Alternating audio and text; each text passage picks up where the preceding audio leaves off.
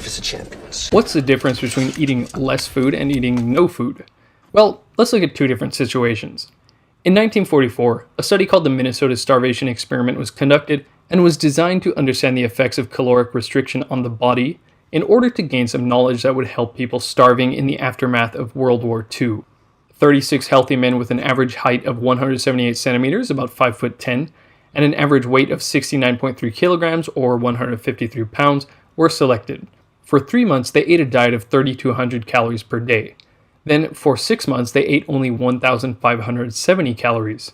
However, caloric intake was adjusted to attempt to have the men lose 1.1 kilograms per week, meaning some men got less than 1,000 calories per day. The foods given were high in carbohydrates, things like potatoes, turnips, bread, and macaroni. Meat and dairy products were rarely given. During the 6 months, the men experienced profound physical and psychological changes. Everyone complained that they were too cold. One subject talked about having to wear a sweater in July on a sunny day. The subject's body temperatures dropped to an average of 95.8 degrees Fahrenheit.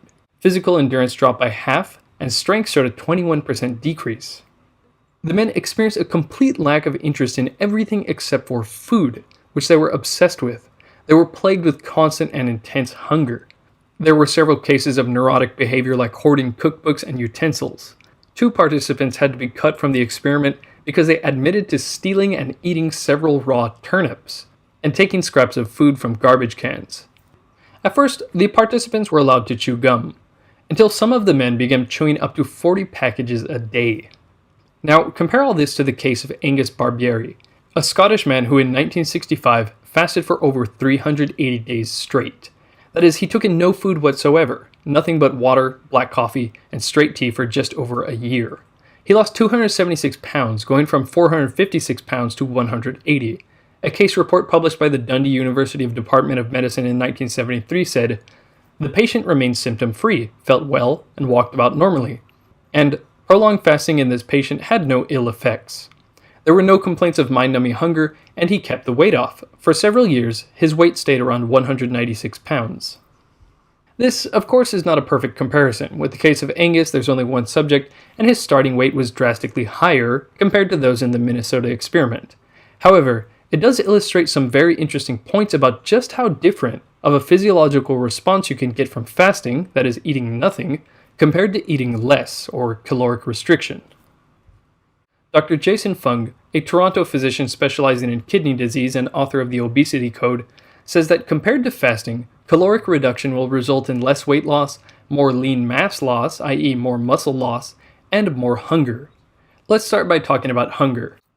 In Upton Sinclair's 1911 book, The Fasting Cure, he writes about fasting as a means to improve health. In describing his first couple attempts at fasting, he writes, "I was very hungry for the first day, the unwholesome, ravening sort of hunger that all dyspeptics know. I had a little hunger the second morning, and thereafter, to my great astonishment, no hunger whatever, no more interest in food than if I had ever known the taste of it." Sinclair recommends to do quite long fasts, around 12 days or so. In a section addressing concerns about fasting, he writes, "Several people have asked me if it would not be better for them to eat very lightly instead of fasting, or to content themselves with fasts of 2 or 3 days at frequent intervals. My reply to that is I find it very much harder to do that, because all the trouble in the fast occurs during the first 2 or 3 days. It is during those days that you are hungry." Then he says, "Perhaps it might be a good thing to eat very lightly of fruit, instead of taking an absolute fast. The only trouble is that I cannot do it. Again and again I have tried, but always with the same result. The light meals are just enough to keep me ravenously hungry." In the book he says you will know when you should finish fasting because your hunger will return. He quotes a letter he received from a 72-year-old man saying, "After fasting 28 days, I began to be hungry, and broke my fast with a little grape juice, followed the next day with tomatoes, and later with vegetable soup." He quotes several other letters he received from his readers, and this disappearance and reappearance of hunger is a common theme. Everyone who wrote to him fasted for at least 10 days, saying they only broke their fast when hunger returned. This phenomenon runs contrary to the idea that one would get hungrier and hungrier as long as they don't eat. However, most people have experienced for themselves that this is not the case. Some will find that they are not hungry at all in the morning, or at least they are not as hungry as they are for lunch or dinner. But unless you are eating in your sleep, the morning is when you have gone the longest without food. Some of this can be explained by the hormone ghrelin. Ghrelin, known as the hunger hormone, has been found to increase appetite and weight gain. A study at the Medical University of Vienna looked at patients participating in a 33-hour fast. Their ghrelin levels were checked every 20 minutes. Here's how the levels changed over time. What's interesting is ghrelin is lowest at 9 a.m., which is when they have gone the longest without eating. And ghrelin comes in waves, and overall doesn't rise during the period the subjects were fasting. Then, as you can see, ghrelin rises in sync with normal lunch and dinner times, as if the body had learned to expect food at that time. However, that ghrelin rise spontaneously decreases after 2 hours without food. I've experienced this kind of spontaneous decrease in hunger myself many times when I was working as a consultant. Lunchtime would come and I would be hungry, but I was too busy to eat, so I just kept working. Pretty quickly, I forgot about eating and wasn't particularly hungry until dinner time. This is very helpful to keep in mind if you are doing a long fast or even if you're starting intermittent fasting. You're going to get annoying waves of hunger, especially around the times you usually eat. But it won't get worse. The hunger will simply go away if you are patient. Another study concerning ghrelin was done at Aarhus University Hospital in Denmark, and it shows what happens if you do a longer fast. They looked at the ghrelin levels of 33 subjects who fasted for 84 hours. So, did they get increasingly hungrier throughout the fasting period? Well, no. Their ghrelin followed similar rhythms each day, but it actually decreased the longer they fasted. Going longer without food actually made them less hungry. This gives credence to what Upton Sinclair and his readers said about hunger disappearing after the first 3 days of fasting. I've done a couple 5 and 6 day fasts in the past myself, and this indeed was the case.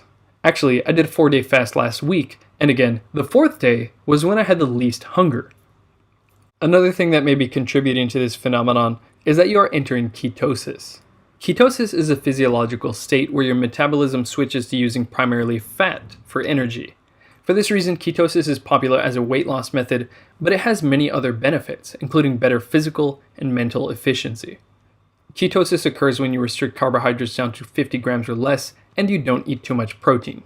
Everyone's body is a bit different, so you might have to eat even less carbohydrate or may have room for more.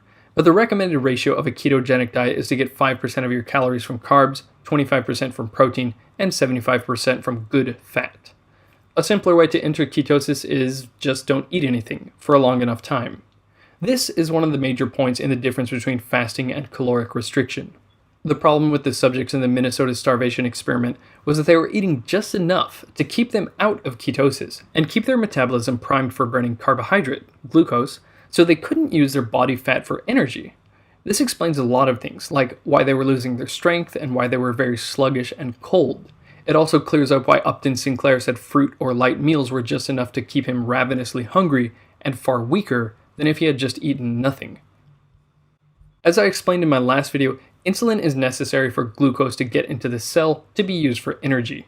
When you eat carbohydrates, the pancreas secretes insulin to deal with it, and too much insulin hampers the action of something called hormone-sensitive lipase, which is necessary to mobilize fat and use it for fuel. Though, keep in mind that grains or refined carbohydrates will produce a much higher insulin response than, say, green vegetables.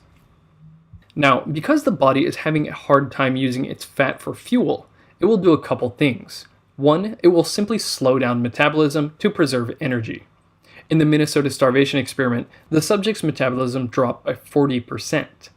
Their bodies didn't have access to its stored energy, and their restricted calorie diets didn't provide much fuel, so there's no choice but to slow down the metabolism. Ironically, in the case of fasting, as Jason Fung points out, metabolism actually goes up. If you don't do anything about your insulin and just reduce your calories, your metabolism goes down. But what happens during fasting? Well, here's a study of 4 consecutive days of fasting. What happens to your REE? This is this middle line here. That's the resting energy expenditure. It doesn't go down. It goes up. You're burning more energy than you did. The other thing that the body will do when it can't use fat for fuel is break down muscle into glucose through a process called gluconeogenesis. The body doesn't want to do this too much because it's not very smart to eat through something as important as muscle. But when it can't access its own stored energy, it's more likely to resort to this. This is why you'll experience more muscle loss on caloric restriction than if you ate nothing. When you are fasting, human growth hormone is released. As the name implies, human growth hormone is an anabolic hormone, a hormone conducive to growth. In Leninger's Principles of Biochemistry textbook, they give the example of how injecting the human growth hormone gene into a mouse makes it unusually large. As explained in Guyton's textbook of medical physiology, growth hormone also mobilizes large quantities of free fatty acids from the adipose tissue, and these in turn are used to supply most of the energy for the body cells, thus acting as a potent protein sparer. That is, human growth hormone is protecting your muscles from breaking down. The study I referred to earlier about subjects undergoing an 84-hour fast shows that growth hormone rises significantly after the second day of fasting. As mentioned earlier, you should enter ketosis sometime within the first 3 days or so of fasting, and it depends on how much you are moving around and what your diet was like before starting the fast. The state of ketosis is a great indicator that your body is making good use of its stored body fat for energy. In Tim Ferriss's book Tools of Titans, Tim talks about his first clinically supervised 7-day fast. For some sort of liability reasons, he wasn't allowed to exercise or leave the facility. Considering exercise is a potent stimulator of human growth hormone and will deplete glucose stores, not getting any exercise is a great way to prevent yourself from getting into ketosis during a fast. It's also a great way to lose muscle. Tim says he lost 12 pounds of muscle during the overly restrictive clinically supervised 7-day fast. But when following a protocol designed to get him into ketosis as soon as possible, involving things like 4 hours of brisk walking, he did a 10-day fast and apparently lost 0 muscle mass. One last factor in ketosis preserving muscle is leucine. When you're in ketosis, you have a higher fasting blood leucine level. And leucine is a key branched-chain amino acid that has an anabolic effect on the body, so it preserves lean body mass. A lot of people interested in building muscle may be worried that fasting or a ketogenic diet wouldn't work for them because insulin and therefore carbohydrates are necessary for protein synthesis, i.e. muscle growth. But actually, this leucine fills that role and is a good trigger for protein synthesis. So, just to sum all this up, compared to a conventional calorie-restricted diet, fasting means you lose more weight in the form of fat, you keep more muscle, you have more energy, and you're less hungry. If proper weight loss is your goal, it might be better to eat nothing at all, rather than eating a conventional low-calorie diet.